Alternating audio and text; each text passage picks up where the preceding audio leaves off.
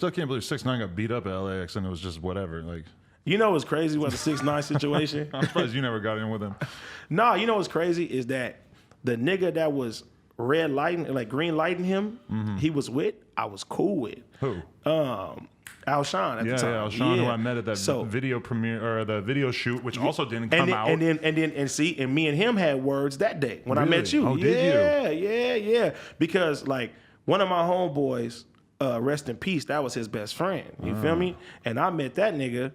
I was always cool with him. He'll come to the hood, like always show love to each other and shit like that. And we was always close. And then the 6ix9ine shit happened. I didn't really know who 6ix9ine was. You feel me? I just knew that Slim and YG had a problem with the nigga. Yeah. So he hit me up. He like, hey, you know, 6ix9ine want to fuck with some real niggas in LA. I brought your name up and shit like that. And I was like, I ain't trying to get in the middle of the, you know what I'm saying, the Paru shit. They got a problem with the nigga right now. I ain't about to jump in the middle of the shit like them my niggas and shit. Right. So I felt like kind of like the nigga kind of was like, I don't know if he was mad at me for the shit, but he was telling people like, man, AD, like he was mad at me. Yeah. And the first time I seen him was at the video where I met you at. How things changed so quickly.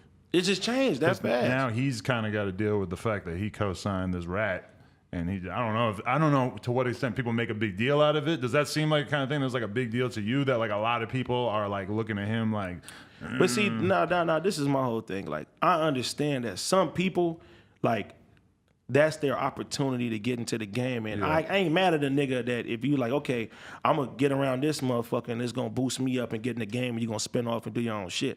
I understand that shit. I just think that he thought more of me like a brotherhood and I didn't have his back, you know what I'm saying, when he was dealing with somebody. But I was like, I was never with none of that 6ix9ine shit. Yeah. Like none. And I have a lot of East Coast homies, so I would call them. They'd be like, nigga, 6ix9ine is tearing the streets off in New York and blah, blah, blah, whatever. Like, but you know what I'm saying? You seen what happens. Anybody who kept their distance now is looking pretty good. Yeah. You know? I mean, I knew it was eventually that shit was all gonna, you know what I'm saying? Either the nigga was gonna get smoked or it was gonna go down bad like this. Yeah. Because it was too much shit happening for him not to be like, you'd be like, what the fuck is happening? Like, why is this happening? Yeah, how does this nigga keep getting away with this? It was hard to believe it was real when you would like, I would see pictures of him walking across the street, like right over here, like a block or two away with a fucking army around him. And I was just like, what is this? It was also entertaining as fuck. Oh yeah, it was great. Fucking hilarious though. Now we got Lil Nas X. It's not the same. Hey man, Lil Nas X is dope, man. No, he's cool. He's dope, man. It's just like, he said, look, you know, I ain't gonna compare that, man. I'm just saying like this year's viral sensations, you know, you got Blueface fighting with his baby mama, like, oh, great. We had 6ix9ine walking Melrose with a fucking army, bro. That was fun. But you know what's more crazy about the 6ix9ine situation is that grown-ass men were trying to find this nigga all around this city. I got so many calls. Niggas would be like, hey, this nigga is at the fucking Lowe's Hotel. Let's go.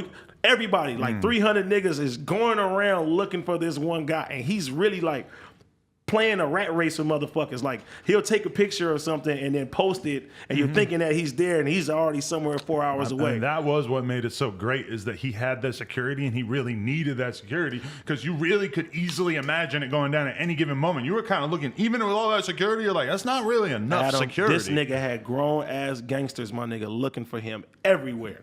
Like people don't understand like how bad LA wanted 6ix9ine's head on a spike. Right. They wanted that shit bad. Yeah. And then it's like the younger kids, them motherfuckers were supporting that shit. Like I seen younger kids getting socked and shit for supporting that shit. Really? Yeah. Because it ain't nothing to play with. You know, especially when you come to the culture at the end of the day. Like, but you know, but then it made it worse is that you're hanging around people from LA too. So it made internal shit happen in LA with that as well. What a fucking wild time that was. Why do we even watch movies when we got shit like that going on? Well, I would rather watch that than watch a fucking Emoji movie, I'll tell you that. Stupidest fucking movie ever made. Unless you coming out with a sequel, I want to star in that motherfucker. Well, like 10 years from now, they're going to be doing Straight Outta Treyway. They're going to, like, the fucking Straight Outta Compton. We don't need that. Straight Outta Treyway, bro. One thing that I would say is that the 6ix9ine movie would be fucking hilarious, and it would be dope to watch that. Yeah, definitely. It's like kind of like how Frank Lucas shit was. You feel me? They're gonna have to have John Leguizamo play 6ix9ine. And the only reason I say because I don't know who the fuck John Leguizamo is. Hell no. If you saw him, you'd think it was maybe kind of funny. No, we could have what's his name? George Lopez. Play 6ix9ine. The old ass man version. George Lopez. I'm just thinking of various like Hispanic people that could maybe play him, bro. Hey, you know what? I ain't gonna take this with you because you ain't seen Coco yet, man. No, I gotta get on that for sure. You gotta get on that shit. Wait, so I wanted to ask this. So Slim 400, you know him for a while. That's How'd you my feel nigga. when Love that him. situation pops up? Man, I was sad as a motherfucker. You know what I'm saying? Like Slim is a real nigga and he's a real street nigga on top of that. But that's my guy, man. I'm glad that he made it through for real. Do you, when you look at you getting out of that environment as quickly as possible, and then you look at something like what happened to Slim, something like what happened to Nipsey, or is this just more and more reminders that it's not safe on the places you come from when you make it? Yeah, and you know, it's just like, you know, the other day, you know, we got hood days and stuff like that. I still go sometimes, and you know what I'm saying? Because I would never turn my back on people I came up with at the end of the day. But, you know, it's a blessing, man, to be able to do what you do. And, man, it's sad, man, that every time somebody tries to help their peoples, man, this shit just gets fucked up. Like, the Nip situation is a situation that shouldn't happen. And to me, it's the worst shit that ever happened in L.A. for reals. The worst of all time. I don't give a fuck about nothing else. Keep it G. Yeah, man. And Slim, man. Slim is my nigga, man. You know what I'm saying? That's my guy. Like, as you know, as soon as you get a name in this shit, and the reason I say a lot of this shit sometimes now is like, a lot of these people wanted to be artists. You feel me? There's hundreds and hundreds and thousands of niggas in the hood who will never have the tools to make it. And they see a nigga come out of their section. You know what I'm saying? Because I didn't have problems with niggas in my own section that wanted to rap and shit. And instead of like, you know, asking me to help them, you know what I'm saying? Them niggas try to, you know what I'm saying, be an enemy to me at the end of the day. And then you got to handle that whatever way that you can handle that, and that comes with that. So, you know, I feel like a lot of times just people in your city, like they feel like I'm a better rapper than you. Right. Why is he on? Why is he getting attention? Why do at the these end of people the fuck day, you with can me? only help out. Like even if you, But that like, turns to hate. Right. Like Nipsey helped a shitload of people, put mad artists on, helped so many people, like did so much, showed so much Nip love. did everything by the book. But still, at the end of the day, it's such a tiny percentage of people that you can really actually help. You know, I'm sure that fool who shot him was probably just some asshole that really like wanted something from him, wanted respect, wanted the opportunity that he wasn't able to get. I don't know the logistics of what happened or why it happened at the end of the day.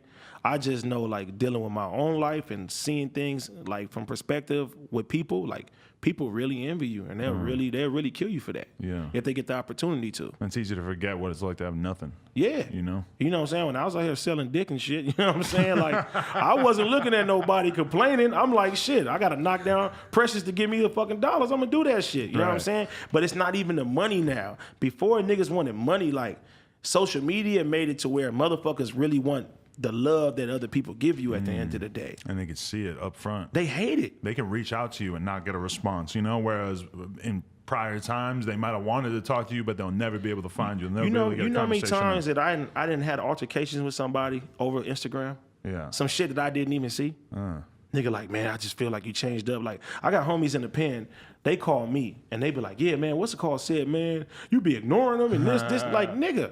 I didn't see that shit. Yeah, exactly. I'm like, nigga, you have my phone number. Right. I'm supposed to look at your DM out of all the fucking DMs, and I'm supposed to respond to what did you expect? Right.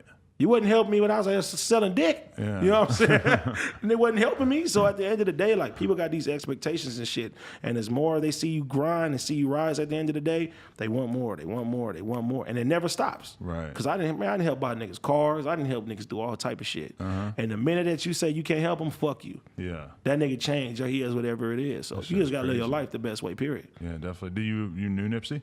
Yeah, that's my nigga. What was your relationship like? Do you remember when you met him? Yeah, I met him I met him a couple of times, like in background, but like not no artist to artist at the time. But I remember, I'll never forget, I was at the fucking gym like 6 o'clock in the morning one day. And I know, look at me, I don't be going like that. 6 you know o'clock in the morning, damn. Yeah, but You've been there since 8 p.m.? Huh? You been there since 8 p.m.? Fuck It was a no. little 10-hour workout. No, I was probably there 5 minutes. But I went and sat down, and I had my headphones on and shit like that. And I was sitting there. I forgot. Was I doing the road shit? Whatever the fucking shit. I don't know. But Nip had came and he walked up to me. Yeah. And I was just like, what the fuck? You know what I'm saying? Because after game, it was Nip for us. You know what I'm saying? Like, that's the nigga in LA that, you know what I'm saying, we want to structure our shit like that was a hometown hero. Right. You know what I'm saying? Especially for me. So he came up and he walked up to me and he was just like, hey man, you know, I fuck with what you doing and shit. He gave me his number. He was like, you know, let me know if you need me on some shit and all that. I was like, shit, like fan moment. You know what I'm saying? That's what's up. Yeah. So, you know, just doing your thing, sometimes you never know that other people watching you. Yeah. You know what I'm saying? Especially that you know, Nipsey, like as big as he was for LA. Right. You know what I mean? Damn. Sad. Sad as fuck.